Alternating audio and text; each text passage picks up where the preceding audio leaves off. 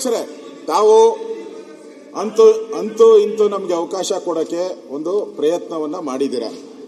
ಕೊಟ್ಟಿವಿ, ಈಗ ಮತ್ತೆ ಪ್ರಯತ್ನಕ್ಕೆ ಕೊಟ್ಟಿಲ್ಲ, ಅರ್ಧ ಕೊಟ್ಟಿದ್ದೀರಾ, ಅರ್ಧ ಸತ್ಯ ಕೊಟ್ಟಿದ್ದೀರಾ, ಅರ್ಧ ಕೊಟ್ಟಿದ್ದೀರಾ ಅಷ್ಟೇ, ಪೂರ್ತಿ ಕೊಟ್ಟಿಲ್ಲ ನಮಗೆ. ಅದೇ ಸ್ವಾತಂತ್ರ್ಯ ಅಂತಾರಲ್ಲ, ಅರ್ಧ ಸ್ವಾತಂತ್ರ್ಯ ನಮಗೆ ಇವಾಗ ಕೊಟ್ಟಿರೋದು, ಪೂರ್ತಿ ಸ್ವಾತಂತ್ರ್ಯ ಕೊಟ್ಟಿಲ್ಲ. ಇದರಲ್ಲಿ ಕ್ಲಿಯರ್ ಆಗಿದೆ, ನೀವು ಮಾಹಿತಿ ಪಡೆಯುವ ಉದ್ದೇಶಕ್ಕಾಗಿ ಪ್ರಶ್ನೆಯನ್ನು ಕೇಳಲು ಸದಸ್ಯರಿಗೆ ಅನುಮತಿ ನೀಡಬಹುದು ಅಂತ. ಒಬ್ಬ ಸದಸ್ಯರು ಅಂತ ಇಲ್ಲಿಲ್ಲ, ಒಬ್ಬ ಸದಸ್ಯರು ಅಂತ ಇಲ್ಲ, ತಾವೊಬ್ಬರು ಅಂತ ಹೇಳಿದ್ದೀರಾ. ಅಲ್ಲ,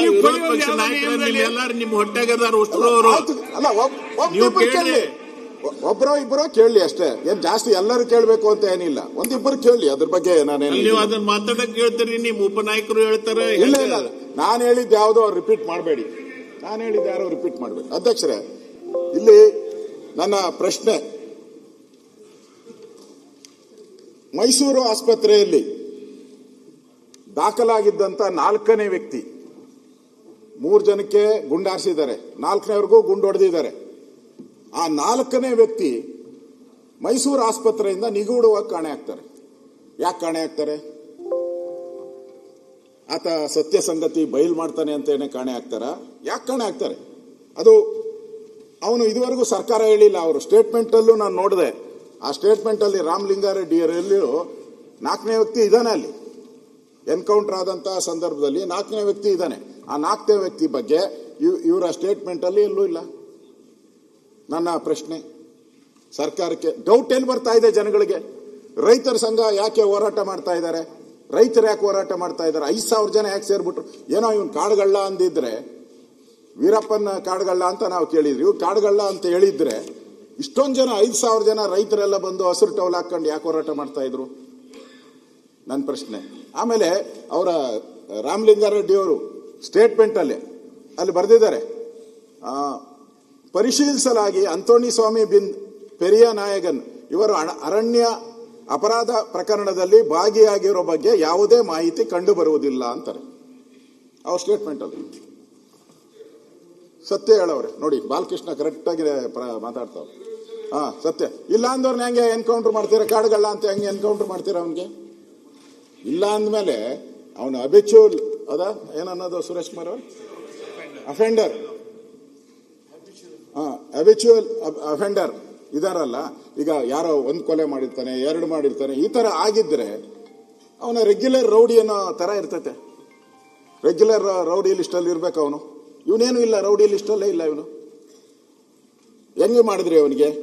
ಮತ್ತೆ ಗುಂಡು, ಅಧ್ಯಕ್ಷರೇ, ನನಗಿಂತ ತಾವು ಬಹಳ ಸ್ಪರ್ಧೆ ಮಾಡಿದ್ದೀರಾ, ನೀವೆಲ್ಲ ಜನಗಳ ಮಧ್ಯೆ ಇದ್ದವರು. ಒಂದು ಅರ್ಥ ಮಾಡ್ಕೊಳ್ಳಿ, ಕಾಡಲ್ಲಿ ಫೈರಿಂಗ್ ಆಗ್ಬೇಕಾದ್ರೆ, ಕಾಡು ಗೊತ್ತಲ್ಲ, 1000 ಕಿಲೋಮೀಟರ್ ಇರ್ತದೆ. ಫೈರಿಂಗ್ ಆಗ್ಬೇಕಾದ್ರೆ ಎಷ್ಟು ರೇಂಜಲ್ಲಿ ಆಗ್ಬೇಕು?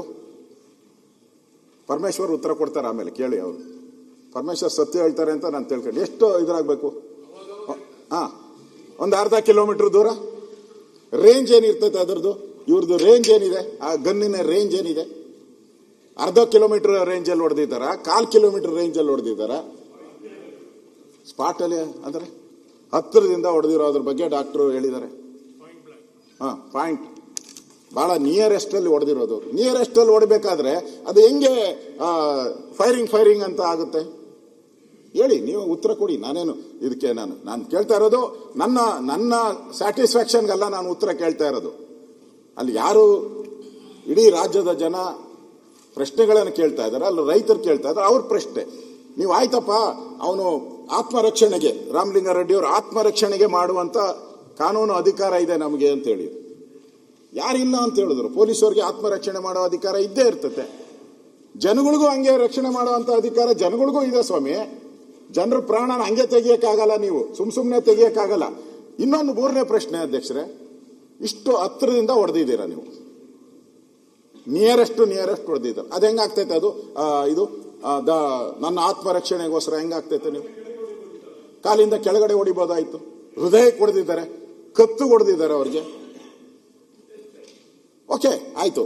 ಅವರ ಸ್ಟೇಟ್ಮೆಂಟ್ ಅಲ್ಲಿ, ರಾಮಲಿಂಗಾರೆಡ್ಡಿ ಸ್ಟೇಟ್ಮೆಂಟ್ ಅಲ್ಲಿ ನಮಗೆ ಮಾಹಿತಿ ಬಂತಂತೆ ಇವ್ರಿಗೆ, ಅಲ್ಲಿ ಕಳ್ಳರಿದ್ದಾರೆ ಅಂತ ಮಾಹಿತಿ ಬಂತು.